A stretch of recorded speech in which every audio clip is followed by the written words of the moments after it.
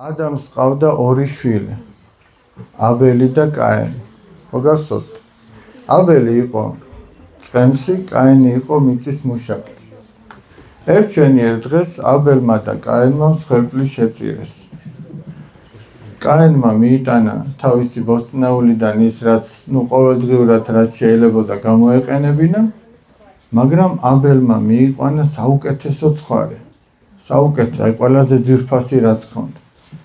და ღმერთმა შეიწირა აბელის მსხვერპლი და არ შეიწირა კაინის.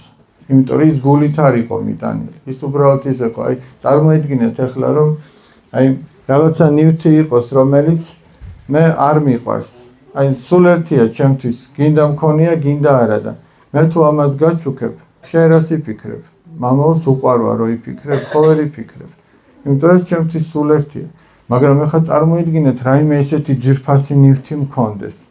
რაც ჩემთვის აი საყვარელი ნივთია და აი მაგალითად აი ხო არის მამული ენას არწმუნება, ეს ჩვენ ძალიან გვიყვარს საკვირაო სკოლაში და საერთოდ ეს ჩვენი ცხოვრებაა, მთელი ცხოვრება. და მე რო ეს ვინმეს ვაჩუქო, ხო იფიქრებს რომ ეტყობა როგორ უყვარვა, რომ თავისი საყვარელი ნივთი დაგვითმო. აი აბელმა ესე დაუთმო თავისი საყვარელი ყველაზე ძვირფასი ცხარი. წმინდა გიორგიმ ესე დაუთმო ქრისტეს თავისი სიცოცხლე, ქრისტეს გულისთვის შეწირა ეს სიცოცხლე, გესმით ყველაზე ძვირფასი რაც ჰქონდა. და ღმერთმა შეიწირა აბელისა და არ შეიწირა კაინისა. კაინს შეშურდა.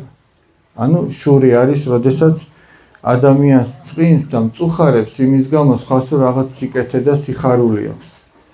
და წავიდა და მოკლა ამ შურის გამო თავისი ძმა აბელი. ამის შემდგომ ადამსა და ევას კიდე შეეძინათ მესამე შვილი, რომელსაც ერქვა სეითი. სეითის თავმოყრები ღვთისმოყვარე ხალხი იყო. ადამიანიც უყვარდათ, ღმერთის ცნებებს ინახავდნენ, სინდისიერად ცხოვრობდნენ. კაინის თავმოყრები კიდე უღირსად ცხოვრობდნენ, არც ერთმანეთი არ უყვარდათ, არც ღმერთი არ უყვარდათ, არც ლოცულობდნენ. კაინის თავმოყრებში გაჩნდა ერთი კაცი, რომელსაც ერქვა ნებროთი. ნებროთმა გადაწყვიტა, რომ შინყარის ველზე აეშენებინათ დიდი კოშკი, გოდოლი. ამ გოდოლს შემდგომში ბაბილონის გოდოლი დაერქვა. ბაბილონი რატო დაერქვა, გეტყვით. გადაწყვიტეს აეშენებინათ ისეთი დიდი კოშკი, რომელიც ესე იგი ცას მისწდებოდა. მათ უნდათ რომ ღმერთს გატოლებოდნენ, ხალხს ეთქვა ამაზე რომ აი ნახე რა გააკეთეს. ამპარტავნება, საფუძველი მათი წამოწყების ამპარტავნება. ამიტომ ღმერთმა დაინახა რომ მათ ესე იგი არ აქვთ კარგი მიზანი. წმინდა გიორგიმ როს თხოვა ღმერთს, ხო გახსოვთ რომ ეს გველეშაპი დაემორჩილებინა, მას კარგი მიზანი ჰქონდა, აი როგორც ჩვენმა მეგობარმა თქვა რომ ადამიანებს ღმერთი ერწმუნათ და დაენახათ რომ მისი წმინდანების გვერდით ღმერთი არის. მაგრამ ამათ არ აქვთ ეგ განზრახვა. იქ შეუსრულა წმინდა გიორგის ის თხოვნა და ამათთან რა მოხდა? აქ ხალხი ჯერ კიდევ ყველა ერთ ენაზე მეტყველებდა.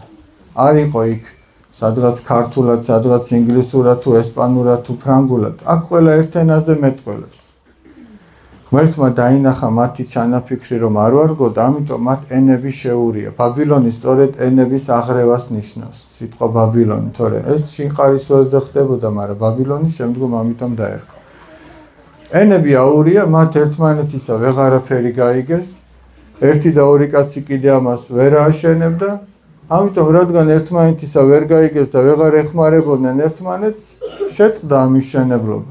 ესენი ცალ-ცალკე წავიდნენ სხვადასხვა მხარეს და ასე ჩამოყალიბდა შემდგომ სხვადასხვა ხალხი სხვადასხვა ენაზე მოლაპარაკე. ეხლა მოდი ამის შესაბამის ერთი პატარა ამბავი მინდა მოგითხროთ უკვე ჩვენი ცხოვრებიდან. პატარების ცხოვრებიდან. აი შათვალეთ რომ ესენი არიან 7-8 წლის ბავშვები, პირველ მეორე კლასელები, ამასა. ეს არის შუაში დავითი. ნუ ეს სახელებიც პირობითია თავისთავად ცხადი. ეს არის გოგა და ეს არის ერეკლე. ეს არის ერთი პატარა საყვარელი სოფელი, სადაც ბავშვები თამაშობენ, ზოგი ბურთით, ზოგი სამაგიდო თამაშებით, ზოგი დაჭერობანა, ზოგი ქვიშაში თამაშობს. ამ ბიჭებმა დავითმა გოგამ და ერეკლემ გადაწყვიტეს რომ მოდიო დიდი კოშკი აო ზოგი ხიდებს აშენებს ზოგი სახლებს ზოგი რას ქვიშაში ზოგი რას და მოდი დიდი კოშკი ავაშენოთ რომ მეზობლებმა თქვან რომ აი ამ ბავშვებმა ყველაზე დიდი კოშკი ააშენესო და ჩვენი სახელი ყველას ეცოდინება სამეზობლოშიო და ერეკლი ამბობს კიო მაგრამო როგორ გაიგებენ რომ ჩვენ ავაშენეთო და როგორო და ფურცელზე დავაწეროთო რომ დავითი გოგა და ერეკლი არიან ამის აღმშენებლები და კარგიო მოეწონათ სამივეს მაგრამ დავითმა უთხრა ჩემი სახელი ყველაზე დიდად დავაწეროთ თქვენები პატარ-პატარათო ჩემი ყველაზე რატო და იმიტომ რომ ჩემი იდეა იყო მე მოვიფიქრე ხო მაგრამ შენ ხო მარტო ვერ ააშენებ ამას ნახევრამდე აქვს უკვე აშენებული და ეხლა კამათობენ არა ჩემი უნდა იყოს დიდად ბოლოს შეთანხმდნენ რომ მოდი თანაბრად დავაწეროთ ეს სახელები კარგიო დავითსაც მოეწონა ოღონდ ჩემი პირველი დავაწეროთ პირველი ჩემი სახელი ეწეროს ეხლა ამაზე ჩხუბობენ ბოლოს და ბოლოს ვერ შეთანხმდნენ გაბრაზდნენ დაანგრიეს მიწამდე გაასწორეს ეს კოშკი და აი ეს გაბრაზებულები და გაბრუსხულები თავ-თავის სახლებში წავიდნენ და მეზობლები ამბობდნენ ნახეთო ყველამ რაღაცა ააშენაო და ამ სამმა ბავშვმა ვერაფერი იმიტომ რომ ამაყები არიან ამპარტავნები არიან იმავე სოფელში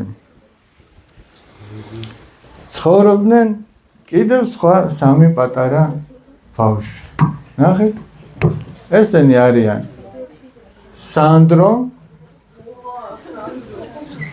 ნიკა და ელენე ეხლა აქ რა ხდება მე ეს სამივე პარალელური ისტორიებია და მე ჩვენ განვიხილოთ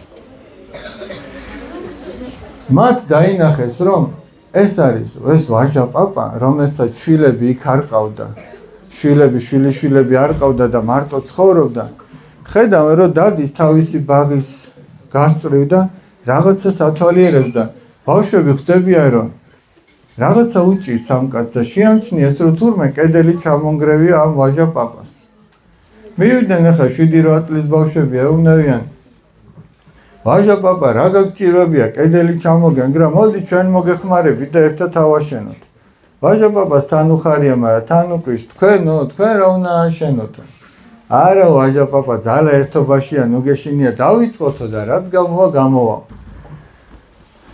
ზოგს წყალი მოჰქონდა ზოგს ქვა მოჰქონდა ვაჟა პაპა ცემენტს ურევდა და ნენელა თან ასწავლიდა აშენებას ნახე ვაჟა პაპასთვის თავარი აქ კედელი კი არ არის თავარი ისაა რომ ბავშვები ეხმარებიან და თან ასწავლის როგორ ააშენოს და მართლაც ესე იგი კარგა ხანს იშრომეს და ნახოთ თუ არის აშენებული კედლის სურათი შევხედოთ თუ არა და მერე აი დაღამებამდე იშრომეს და რაღაცა გამოუვიდა ნახეთ როგორ უხარიათ და მერე ვაჟა პაპა სადაც დადიოდა სამეზობლოში ყველგან ამბობდა აი რა კარგი ბავშვები არიანო ესე იგი როგორ მომეხმარნენო ამას მადლიერება ათქმევინებდა რაღაცას რო გაგიკეთებენ ის კი არ უნდა დამალო ყველგან უნდა თქვა რომ ამ კაცმა ეს სიკეთე გამიკეთა და რო შევადაროთ ეხლა შეხედეთ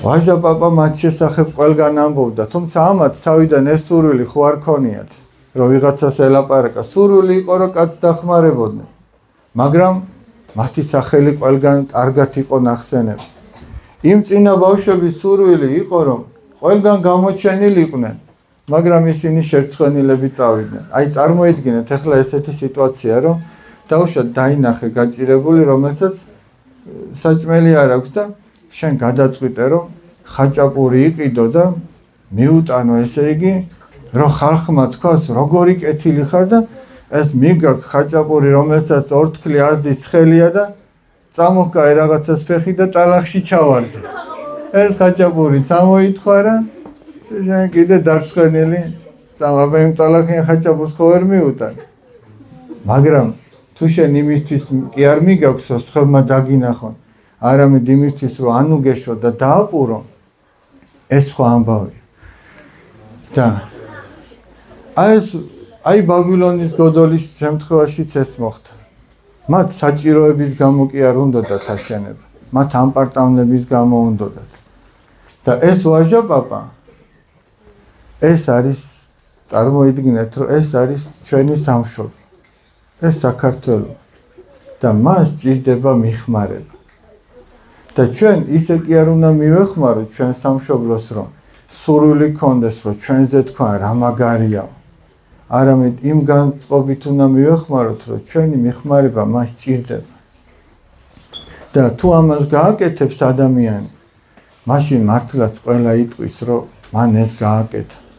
ასეთი ღირსეული და რამდენი დიდი და ღირსეული ადამიანი ყავს ჩვენ სამშობლოს. ოღონდ მათი მიზანი რო ყოფილიყო რომ ვიღაცას ტაში დაეკრა და გამოეჩინათ, ისინი ამას ვერ შეძლებდნენ. წმინდა გიორგის მიზანი რო ყოფილიყო რომ თავად გიორგი ედიდებინათ, იქ არ მოხდებოდა ის რაც მოხდა. ამიტომ აი ჩვენი განწყობა და განზრახვა რა უნდა იყოს?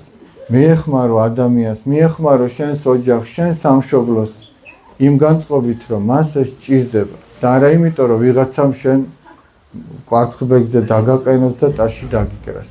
გესმით რა შეასახა? ეხლა თქვენ როგორ ფიქრობთ?